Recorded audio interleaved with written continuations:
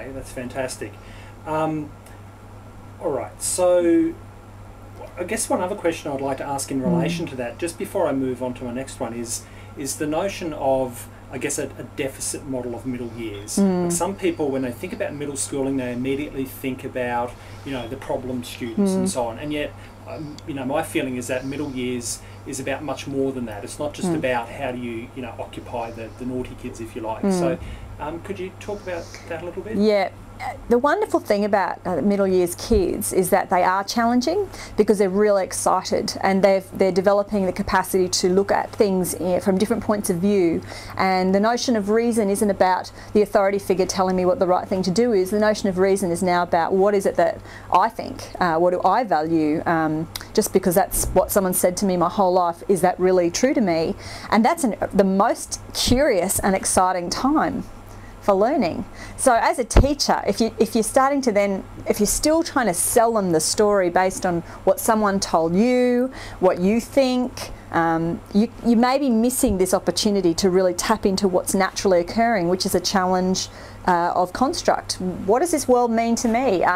Why do I care? Why is this important? So for me, integrating is about going, well, there are some natural, the world isn't divided into 8 KLAs. That's not actually how the world works. You'll never leave anywhere except school and pretend that there are subjects. The reality of the world is that it is an integrated place. And if when you get to the upper secondary, you've really found in yourself what your strengths are and you'd really like to go deeper and deeper and deeper into those strengths, well, there are careers and you know, there is an opportunity to do that. But in those middle years, from 7 to maybe even up to 10, you're really asking kids to go, let's think more about how you're placed in this culture, in this time. So to do that best, you're going to have to draw on different disciplines, and you're going to have to give them an opportunity to be challenged and to give meaning to what they're doing. So building, I mean, I'm thinking of the word rich task, but I don't want to sort of put it right on one frame. It's the idea of thinking to really get the best out of kids, make it purposeful, make it relevant, make it challenging, let them work in groups, allow them to bring, if there are 6 kids, 6 different approaches to the same problem and allow 6 different answers to emerge, and then ask them to validate why they think which one is better or not, or if they're all equally valid. You know, it's actually that meta understanding that there is more than one way of seeing things. There's more than one way of approaching a problem. There are different people we need to solve a problem. That their job is now to think about those things, not to just be fed information. That's the most exciting part of learning in the middle years. And year 7s, if they've come through a really 6s and 7s, if they've come through quite a traditional structure, are at the peak of their game. You know, a lot of them are coming into a time of their lives where they have great confidence and are taking on leadership roles and are so ready for that exciting challenge. They know so much about the information world that sits around them. They know so much about each other now. There's so much social networking and interaction. They are very comfortable with complex, group-based, networked, integrated approaches. It's actually the teachers who forget that they too are really good at lots of different things, but they think that their job's just to bring one of those things or a few of those things to their teaching. So it challenges both the teacher and the student. I think that's why it's exciting. And then it allows, if you are talking about, that's the exciting kids and the kids that are ready to learn. If you've got kids who are, for whatever reason, at a time where they're finding learning difficult, it actually frees the teacher up to stratify their learning and give some places where every kid can find some success and every kid can maybe do something that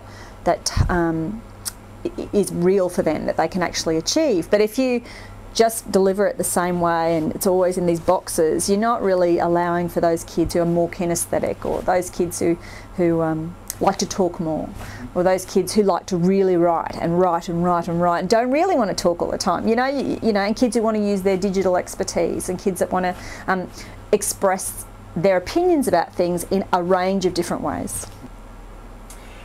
So Jo, with secondary schools and the way they're set up, often I would suggest that they're often not set up very well to to cater for middle years or a middle years philosophy in the kind of way that you're talking about. So could you just talk a little bit about that, thanks? Yeah, that's absolutely true. I think the wonderful philosophy of middle years is that it's just that. It's a philosophy. The pragmatics of integration, the pragmatics of teachers working in transdisciplinary ways, when you've got a cohort of 300 or 400 kids arriving from 50 or 60 different feeder schools, maybe from that many countries, to one campus that was built in the early 1900s, perhaps, means that you don't necessarily have the spaces or the infrastructure. You might be using teachers who have to teach in a compartmentalised senior school coming down to do 8 and 9. They're not free. So you kind of see a trend in Queensland to see 3 things. One, you'll see a complete we'll think about the way we teach individually in middle years, but we're not going to do any systemic timetabling changes, for example. So that's one way. You might see sort of a bit of both. Okay, so for these core subjects like English, maths, science, SOS, we'll integrate there and we'll try and have the same teacher across those 4, but for specialist subjects like the arts or science, we'll send them up to the senior school, or the senior school teachers will come down to the middle school. And then you see specialised middle school campuses, which really do look at the whole picture and articulate very clearly what they value about middle schooling, why they're doing it the way they're doing it. They will challenge some of those traditional structures. And some of those middle schools are really large, so it's not that the numbers are difficult, but if you put those numbers at the bottom of a system, which really is being run by secondary teachers, the top-end secondary teachers, well, that's going to sort of hamstring a little bit this idea of real integration. I'm not going to value judge any of those choices, because I think you can get some fantastic middle years teaching in all of those contexts. But what we're talking about here is what are the advantages of being in a situation where you can think about integration and transdisciplinarity and for learners in the middle years. And I think you'll find there's certainly significant trends towards the development of middle schooling, and as time passes, those trends will become a little bit more obvious and perhaps a little bit more grounded, and more people will think, yeah, that's a good way forward. Whereas at the moment, there's still, it's still like a big significant choice and some major transformation to the way schools work in lots of cases.